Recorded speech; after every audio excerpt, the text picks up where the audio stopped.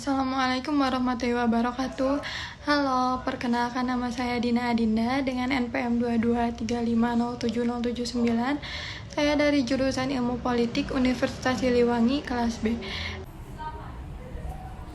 Saya di sini akan menceritakan pengalaman saya seputar birokrasi.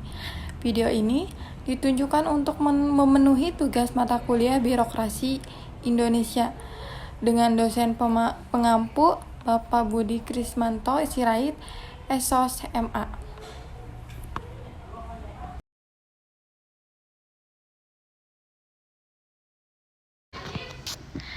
Salah satu pengertian birokrasi menurut KBBI adalah cara bekerja atau susunan pekerjaan yang serba lamban, serta menurut tata aturan yang banyak lika-likunya, dan sebagainya. Max Weber memandang birokrasi rasional sebagai unsur pokok dalam rasionalisasi dunia modern. Birokrasi dibentuk karena adanya negara yang harus memberikan pelayanan yang terbaik. Birokrasi seharusnya dijalankan dalam sistem hierarki vertikal yang ketat dan komunikasi antar pekerja yang terbatas. Menurut teori birokrasi Max Weber, struktur semacam ini penting dalam organisasi besar, sehingga semua tugas dapat dilakukan secara struktural oleh sejumlah besar populasi kerja. Selain itu, dalam suatu birokrasi seleksi dan promosi hanya terjadi antar dasar kualifikasi teknis. Menurut Max Weber, pendekatan manajemen birokrasi menekankan pada kebutuhan organisasi untuk berfungsi secara seimbang daripada mengikuti keinginan yang sewenang-wenang atau emosi dan niat yang tidak masuk akal dari manajemen dan pengawas.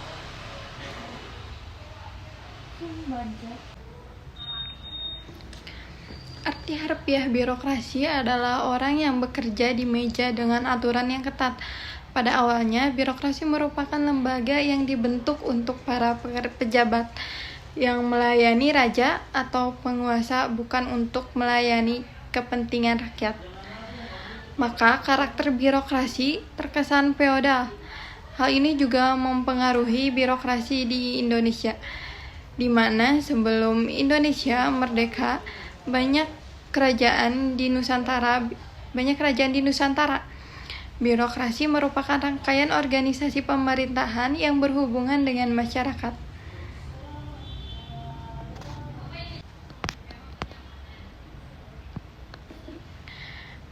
Birokrasi Weberian, konsepsi birokrasi yang berdasar pada otoritas hukum, bukan pada otoritas tradisional dan otoritas karismatis. Otoritas hukum inilah menjadi dasar operasinya birokrasi Weberian.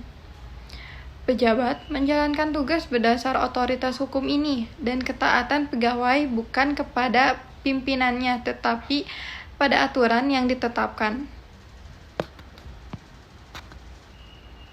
Birokrasi sendiri sering dikaitkan dengan konotasi yang negatif, seperti ribet, lambat, ruwet, dan konotasi negatif lain. Birokrasi merupakan suatu organisasi yang memiliki rantai komando hierarkis, identik dengan prosedur yang ketat, kaku, sehingga dianggap kurang fleksibel. Di Indonesia sendiri banyak sekali keluhan mengenai terlalu banyaknya formulir yang harus diisi. Belum lagi dengan adanya pungli yang dilakukan oleh oknum-oknum yang tidak bertanggung jawab.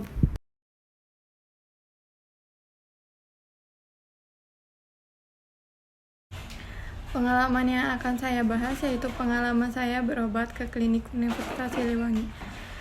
Kebetulan saya merupakan pemegang BPJS. Saya pergi ke klinik Universitas Siliwangi dengan keluhan alergi. Karena saya pemegang BPJS, jadi saya berencana menggunakan BPJS saya. Sebelumnya saya sudah mengganti vaskes 1 saya dari yang semula di puskesmas yang berada di kampung halaman saya menjadi ke klinik Universitas Siliwangi. Namun ternyata setelah saya sampai di klinik Unsil, pas di dalam datanya ternyata masih di vaskes 1 puskesmas kampung halaman saya dan belum berganti ke klinik Universitas Siliwangi. Jadi saat itu juga saya mengganti lagi dari Vaskes 1 saya ke klinik Unsil. Sebagai pasien BPJS,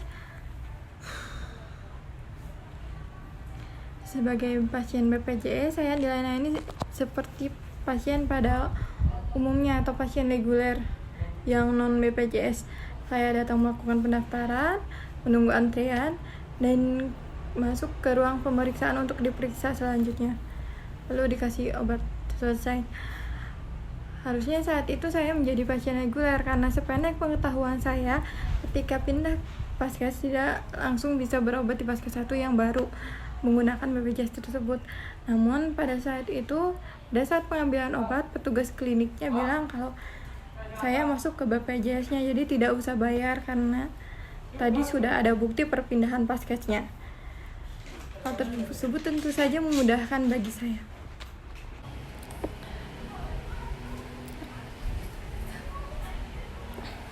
Menurut saya, di klinik Universitas Siliwangi tidak ada perbedaan antara pasien reguler atau non-BPJS dan pasien BPJS.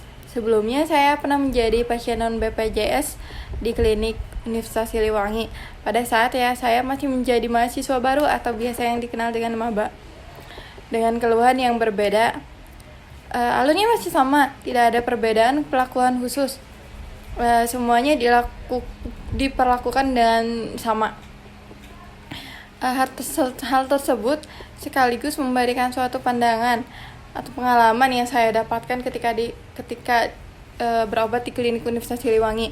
Banyak sekali isu di luar sana seputar perlakuan berbeda kepada pasien BPJS dan non BPJS yang tidak ada habisnya. Saya tidak tahu bagaimana pengalaman ketika berada di Vaskes lain. Saya juga tidak dapat mengkonfirmasi isu tersebut benar atau tidaknya. Yang jelas, saya hanya memberikan sedikit pengalaman ketika berada di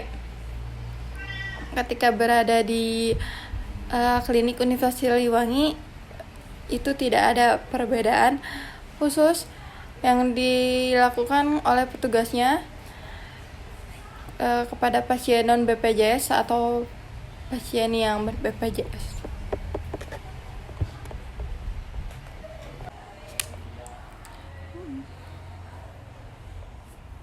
Berdasarkan pengalaman saya, teori birokrasi yang digunakan merupakan teori birokrasi Weberian.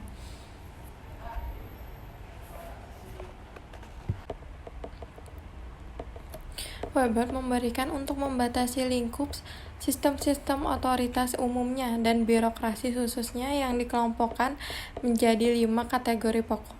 Yang pertama ada kolegalitas.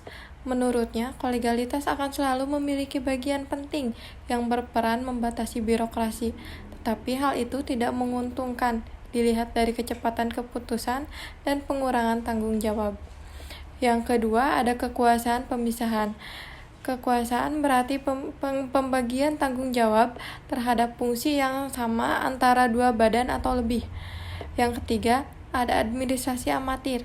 Manakala suatu pemerintahan tidak menggaji administraturnya, maka pemerintahan itu bergantung kepada sumber-sumber yang dapat memungkinkan mereka menghabiskan waktu dalam kegiatan yang tidak bergaji. Yang keempat, ada demokrasi langsung. Ada beberapa cara untuk memastikan bahwa para pejabat dibimbing langsung dan dapat dipertanggungjawabkan majelis. Masa jabatan yang singkat, dipilih oleh sedikit orang, kemungkinan yang selalu bisa terjadi untuk diri kau. Yang kelima, ada representasi atau perwakilan. Weber sangat mempercayai sistem perwakilan, melebihi keyakinannya bahwa kejayaan bangsa tergantung kepada pemimpin yang menjunjung demokrasi.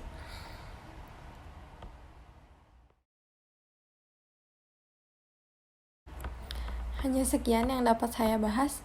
Terima kasih.